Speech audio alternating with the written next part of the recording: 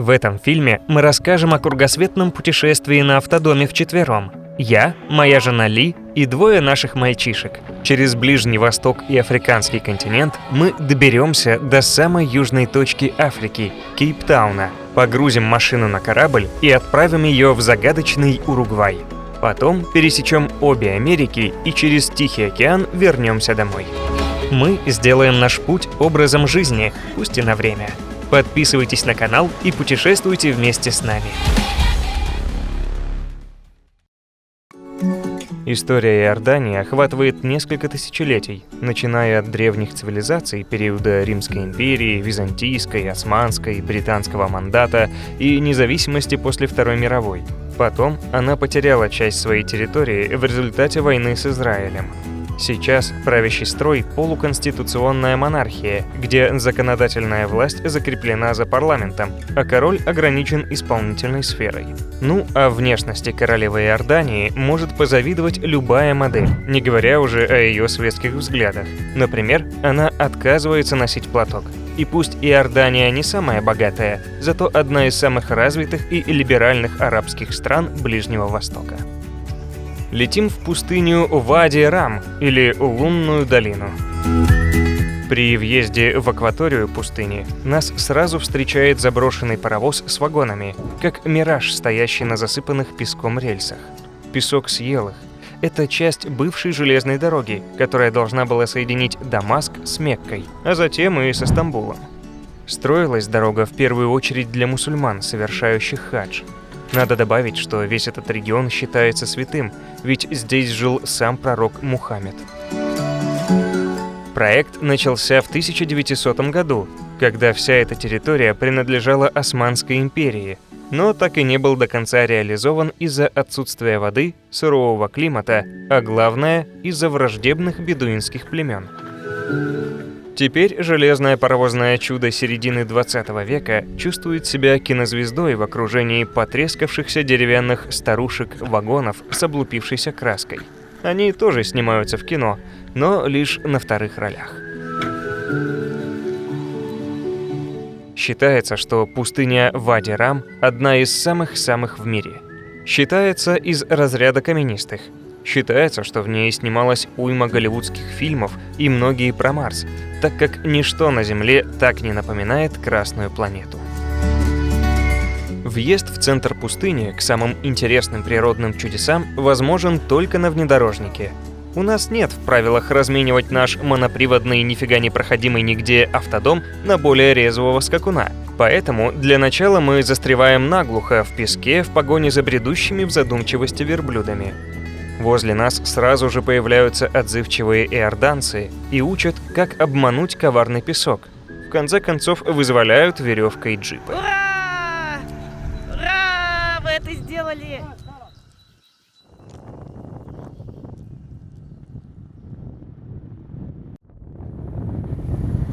Hello, sir.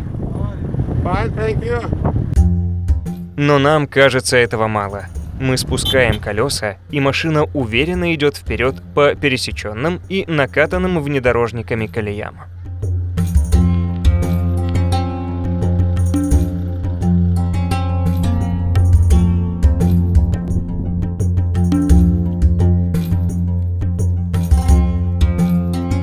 Ребята, найдя высокий склон бархана, пытаются вскарабкаться на него, упрямо цепляясь за зыбкие песчинки, сползая вниз, чтобы потом скатиться кубарем, сбежать с криком радости, разгоняя руками раскаленный воздух.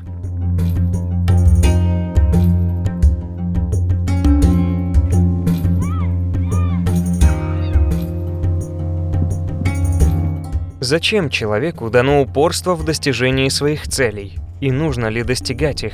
Может, это всего лишь упрямство, гордыня, стремление к славе, или, может, самоутверждение, желание выделиться, быть иным, не как все? Не лучше ли поддаться потоку времени и обстоятельств, слиться с ними и следовать их природе, как части их, как покорно идут верблюды по пустыне, гонимые погонщиком?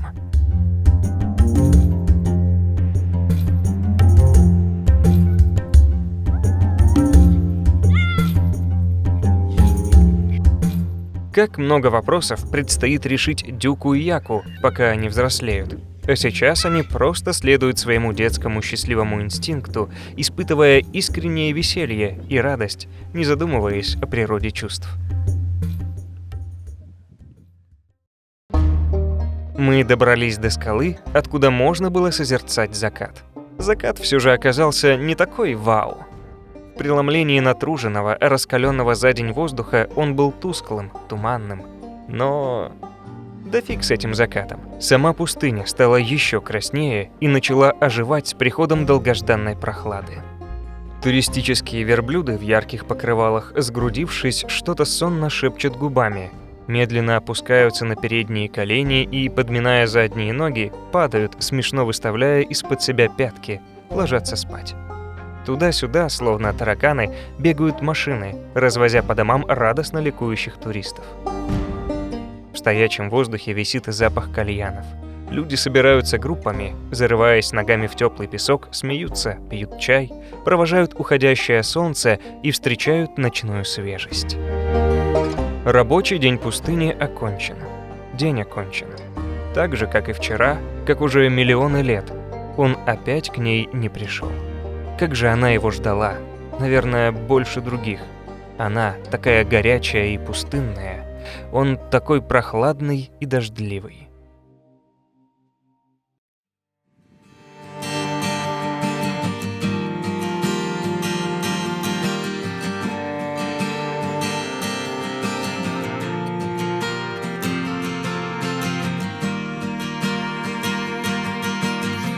С утра в пустыне Вади-Рам плавятся камни, мозги кипят, в машине русская баня. Мы укрылись в воображаемый тенек и стали наблюдать за природой верблюдов. Казалось, в них заложена вся мудрость пустыни.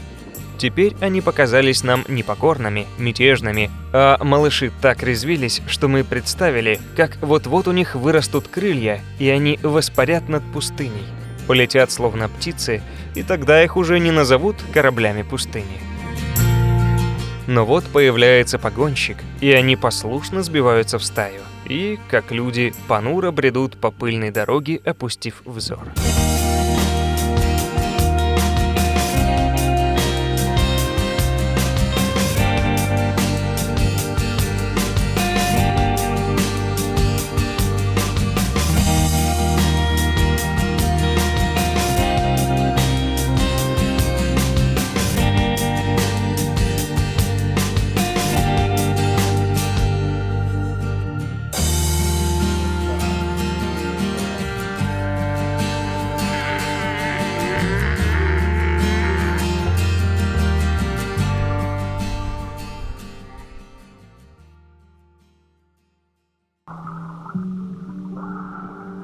В последние несколько дней в Иордании мы устроили себе снорклинг на коралловом рифе в великолепном Красном море, наблюдая за пестрыми стайками мелких рыб и причудливыми кронами и скелетами коралловых полипов. Дюку строго-настрого было запрещено брать их с собой, как бы ему ни хотелось. Пусть эта подводная композиция останется нетронутой.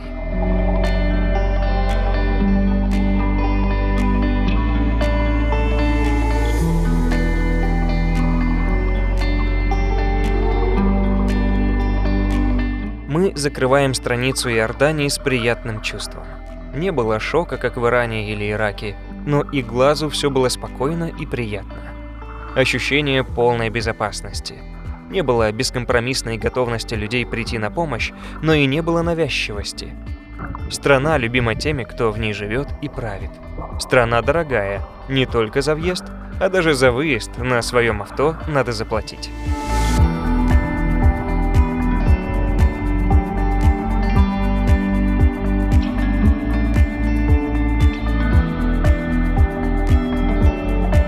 Завтра мы попытаемся пробраться в королевство Саудовской Аравии.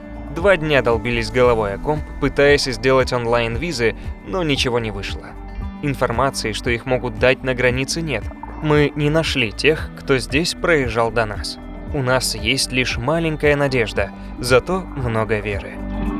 Иншалла, да пребудет с нами сила.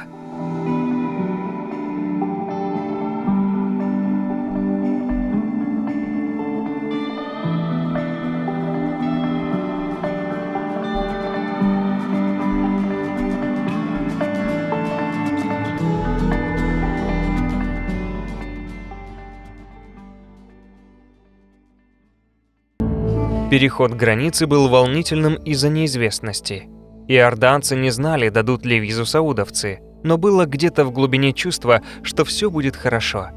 Я заметил, когда волнуешься, наградой становится положительный результат. Пограничники в свойственной Востоку медлительной манере выдали нам визы, обыскали машину с собакой-наркоманкой, провезли под рентгеном. Мужчины в куфиях и обручах на головах в идеально чистых и белых тобах. Мы въезжаем в страну безупречного порядка и сухого закона.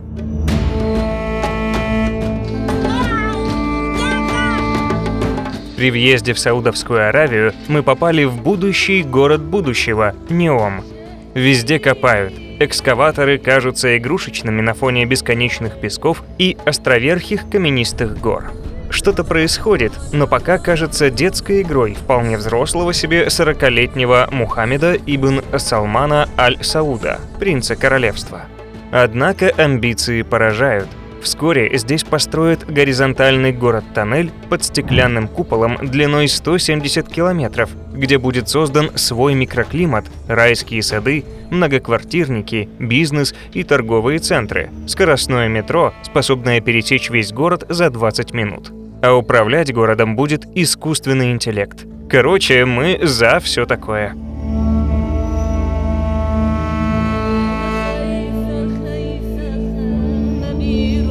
Многое меняется и иногда сильно.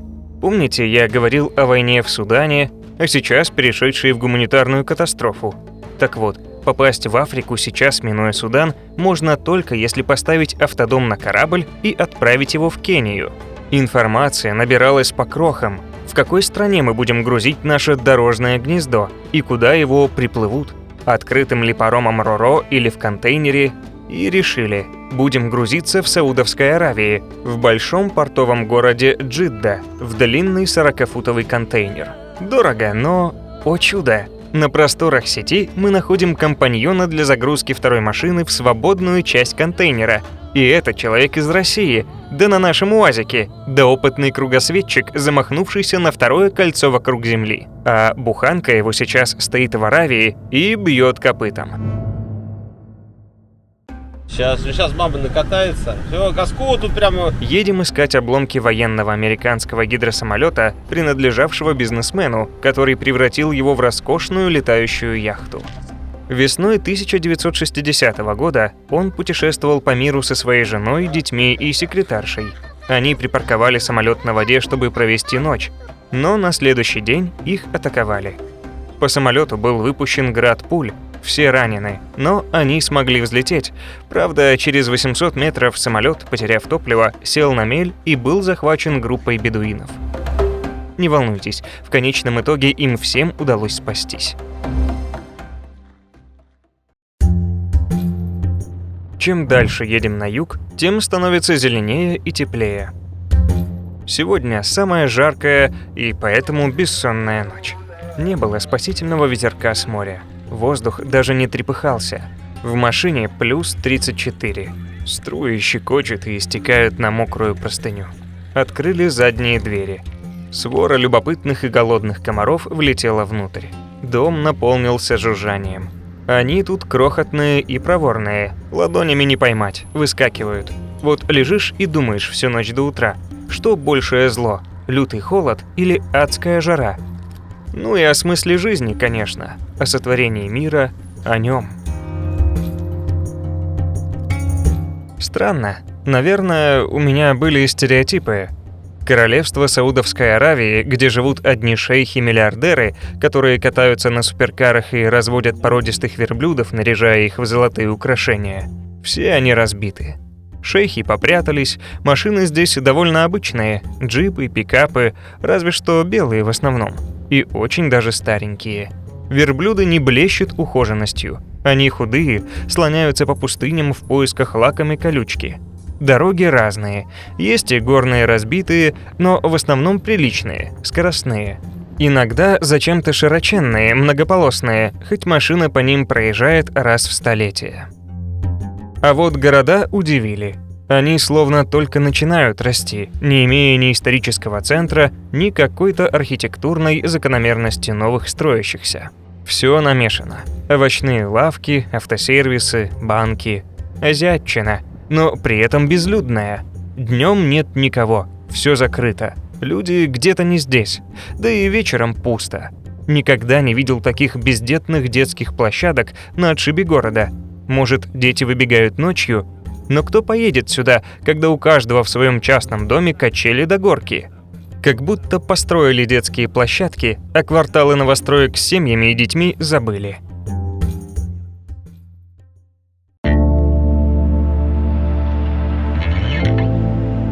Кто выдумал эти скальные изваяния, которые словно стражи стоят вдоль нашего пути? Что охраняют они? От чьего взгляда?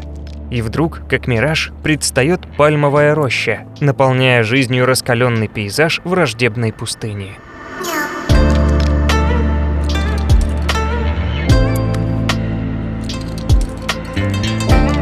А вот каньон Вади-эль-Дисах, или Долина Пальм, в отличие от футуристического города Неом, уже готова, как много миллионов лет назад, и сдана.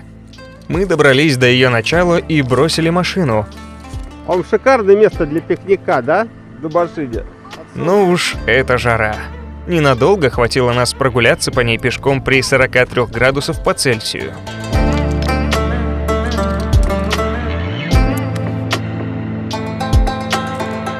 Долина Пальм удивительна. Разлом среди пустыни в окружении скал из песчаника, на дне которого настоящий сад из мангровых деревьев и финиковых пальм.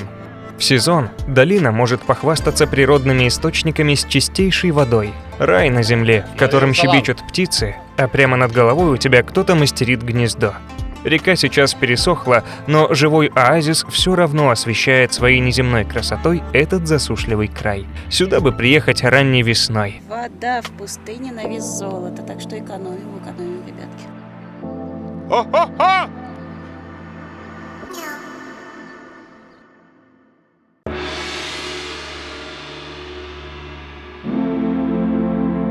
Саудовская Аравия поразительна. Иногда кажется, что природа действует избирательно, откидывая в сторону лишние цвета, чтобы сосредоточить взгляд на одном, дополняя его формами и тенями. Здесь, в провинциях Табук, это необъятные просторы с марсианскими нагромождениями скал, природными каменными арками и замками. А эти глыбы друг на друга кто-то поставил вручную, кто-то играл с ними.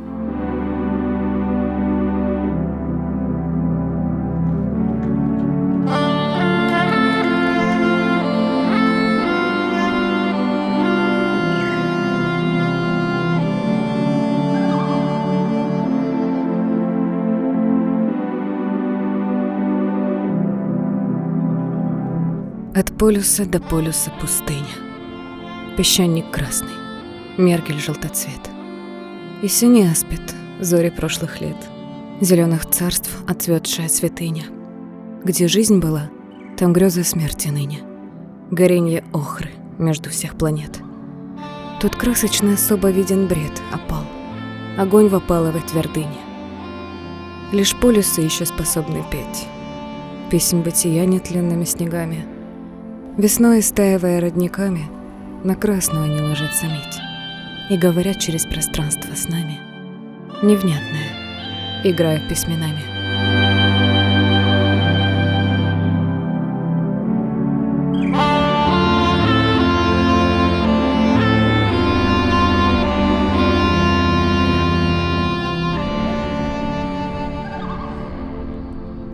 This is coffee? No coffee. What is it? Ice cream. Ice cream! Полуденная жара спала, и семьи с детьми отправляются к берегу моря наблюдать закат.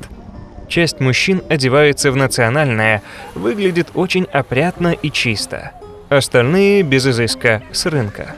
Женщины же все в черном, практически без исключения, с амбразурой для глаз. Но эти глаза всегда подведены со стрелочками и, как правило, очень внимательны. Пытаюсь угадать по глазам выражение лица, черты его. Эх, никак не проверить. Женщин снимать категорически нельзя. К нам подходят и просят удалить видео.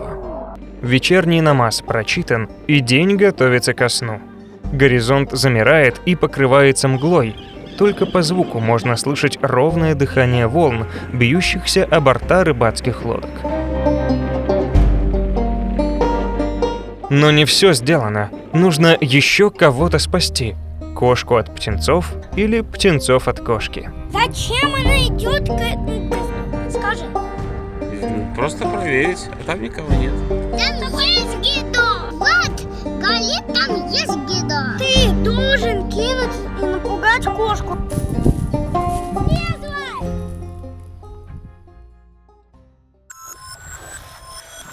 Сегодня последний день вместе. Мы прощаемся с нашим автодомом, с нашим гнездом. Завтра мы должны оформить документы и отдать его в чьи-то руки в порт, откуда он целый месяц будет плыть к таинственным берегам Африки в Кению. Очень волнительно, ведь он наш член семьи, он спасал нас. Немного устали от ближнего. Хочется смены пейзажей и культур, но главное — климата, этого восточного тандыра. Хотим в Африку.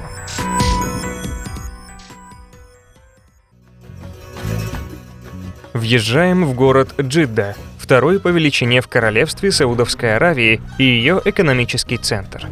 Ее называют «русалкой Красного моря» или «воротами в Мекку». А само слово «Джидда» созвучно арабскому «бабушка». Сразу попадаем в плен быстрых потоков машин и бетонной многоквартирной застройки. Но нам нравится. Мы соскучились по урбанистике. Город-порт, куда стремится поток эмигрантов и релокантов со всего Востока и Азии. А еще сюда едут поклониться Еве или Хавве, праматери всех людей, по преданию. Ее могила находится в Джидде. А в Медину и Мекку, этим главным святыням ислама, мы не попали. Это практически невозможно людям другой веры. Эль-Балат – исторический район и центр Джидды, где можно найти здания возрастом более 500 лет. Многие из них построены из коралла, не самого крепкого материала, поэтому требуют реставрации. Некоторые использовались для приема почетных гостей, включая королевских особ. Сегодня помещения отданы под арт-галереи, магазины и кафе. Самое необыкновенное в зданиях – это разные выступающие деревянные балконы-равашины, нависающие над тротуарами и магазинами с религиозной атрибутикой и сувенирами. Мы заканчиваем наш первый этап путешествия. Автодом и буханка погружены в контейнер и ждут своей очереди на корабль. Им предстоит провести месяц бок о бок в скитаниях по морским волнам, пока они, стряхнув пыль, не побегут по саваннам Африки, обгоняя слонов и носорогов. В радостном предвкушении мы летим через Дубай в Кению, даже не подозревая, в какой заварушке вскоре окажемся.